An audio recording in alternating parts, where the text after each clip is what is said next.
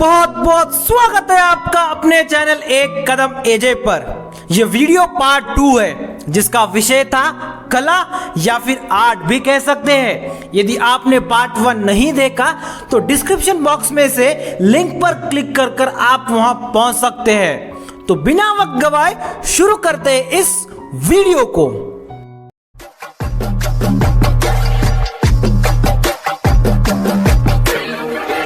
कार्य करने की कला। आपने देखा होगा कि बहुत से मनुष्य ऐसे होते हैं जो मामूली सा कार्य होने पर भी अति व्यस्त और भारी हुए से दिखाई देते हैं। बहुत कम ऐसे लोग होते हैं जो कार्य होने के बावजूद भी हल्के मालूम होते हैं। जैसे कोई मक्खी शहद में मुंह डालने के बजाय अगर कांटा डाल देती है तो वह उसी शहद में चिपक कर वहीं प्राण छोड़ देती है। ऐसे कम ही लोग होते हैं जो अटैचमेंट एंड डिटैचमेंट की कला जानते हैं, अर्थात केवल कुछ गिने चुने लोग ही कार्य करते समय ऐसे दिखाई देते हैं जिनमें उन्हें संपूर्ण आत्मविश्वास हो, उस कार्य पर उनका संपूर्ण काबू हो और उसके परिणाम के बारे में उन्हें रिंचक भी चिंता न हो। यद्यपि वो इस कार्य को सुचारू रूप से करने के लिए पूर्ण रूप से सतर्क और प्रयत्नशील होते हैं और अंत तक अपना पुरुषार्थ तक नहीं छोड़ते। गीता में तो एक जगह पर स्पष्ट कह भी दिया है कि कर्म कौशल्य का नाम योग है।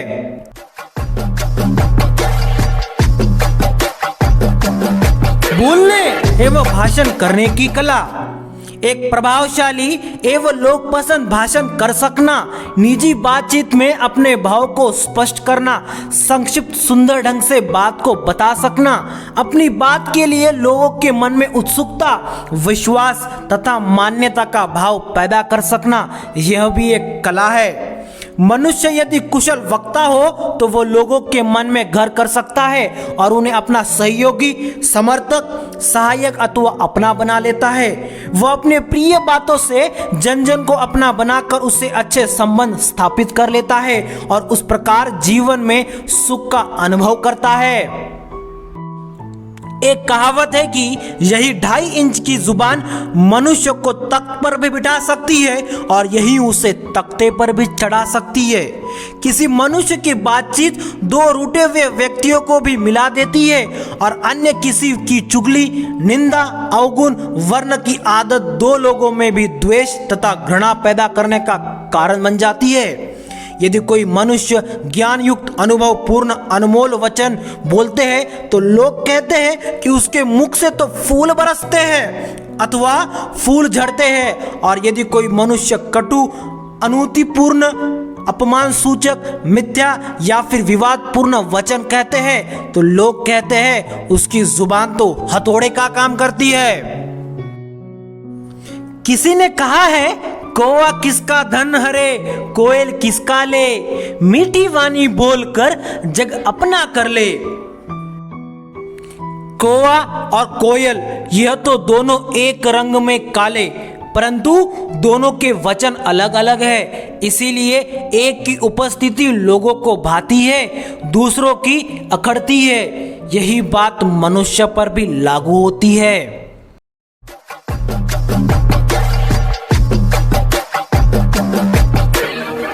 पत्र लेखन कला। पत्रों से किसी की मनोवृत्ति का पता चलता है। पत्र लेखन मन का दर्पण है। आप देखोगे कि आज कुशल जननायक अथवा विख्यात महात्मा जो अच्छा भाषण कर लेते हैं तथा उस पत्रों में भी लोगों के लिए कुछ न कुछ ऐसा लिख देते हैं कि लोग उन पत्रों को अपने जीवन की अनमोल निधि मानकर उन्हें सुरक्षित रख देते हैं। जिन्होंने उस कला को साध लिया है वह अपने पत्रों द्वारा मनुष्य के विचार को भी मोड़ देते हैं और उनके संस्कार को बदल देते हैं।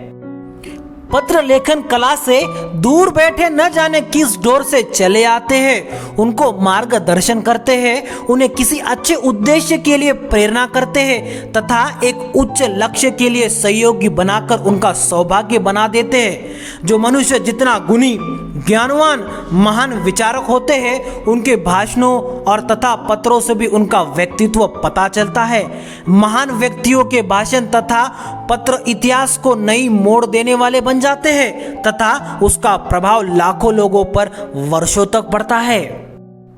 यदि व्यवहार क्षेत्र में आप देखोगे, जो व्यक्ति दूसरों को अपनी बात मनवा लेना जानते हैं उसके कई कार्य बन जाते हैं, और जो व्यक्ति अपनी बात को दूसरों के सामने स्पष्ट नहीं कर पाते वह जगह जगह असफल होते हैं। इसी प्रकार जो व्यक्ति अपना आवेदन पत्र, अपना प्रस्ताव, अपना निजी पत्र ठीक बना लेते हैं उसका कार्य सिद्ध हो जाता है। विचार कला और निर्माण कला। विचार एक बहुत बड़ी शक्ति है। जिसे विचार करने का ढंग आता है वह हर बात का कोई न कोई हल जरूर निकाल लेता है।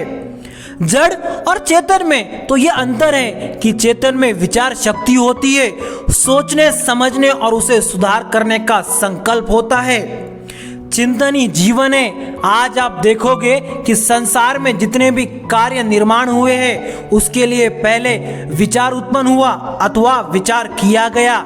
संसार में सारी चहल पहल, सभी वस्तुएं, सभी परिणाम विचार के ही फल है। जो विचारक होते हैं वो कई नई योजना बनाते हैं, नए आविष्कार करते हैं, नया ज्ञान रत्न संसार को देते हैं, किसी समस्या का हल बताकर जनजीवन को उभारते हैं। जो लोग विचार कुशल हैं आज वे संसार में वीआईपी बने हुए हैं।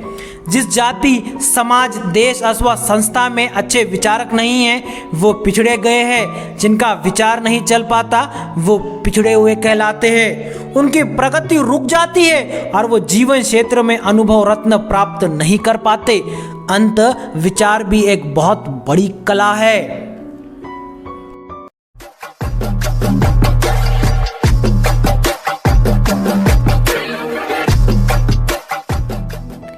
कल्याण कला और सेवा कला। इसको सुनकर शायद कोई व्यक्ति सोचेगा कि क्या यह भी एक कला है, परंतु गहराई से सोचने पर हर कोई इसी निष्कर्ष पर पहुंचेगा कि वास्तव में यह तो बहुत बड़ी कला है। यह कला तो कोटि कोटि मनुष्य में से किसी अति महान जीवन में ही देख पाते हैं। आज उसी कला के कमी से हम सभी मनुष्य कलाहीन हो गए हैं, तभी तो हम एक दूसरे को दुख देते हैं। कोई भी भला कार्य करने में बहुत कठिनाइयां तो पार करनी पड़ती है। जो कठिनाइयां सामने आती है उन सभी का हल निकालना पड़ता है। निंदा, झुकना और कदम कदम पर मरना पड़ता है। अंततः सभी परिस्थितियों में सबका न केवल भला सोचना बल्कि उनके कल्याण के लिए कुछ ठोस कार्य करना, अपना तन मन धन लगाना। दूसरों के कल्याण का कार्य तो वही कर सकते हैं जिनकी अपनी स्थिति उच्च हो। दूसरों की सेवा में वही सफल हो सकते हैं जिनके पास सामर्थ्य हो। अंततः यह कला दिव्यता का सूचक।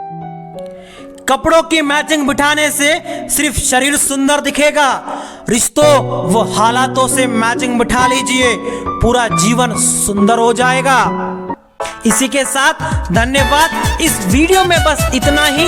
बची हुई बातें अगले वीडियो पार्ट 3 में देखते हैं। और अपने जीवन में ऐसे ही जोश बनाए रखने के लिए आप हमारे चैनल एक कदम एजे को सब्सक्राइब कर सकते। साइनाथ कदम आपकी आज्ञा चाहता हूं और आप बढ़ाते रहो एक कदम आगे।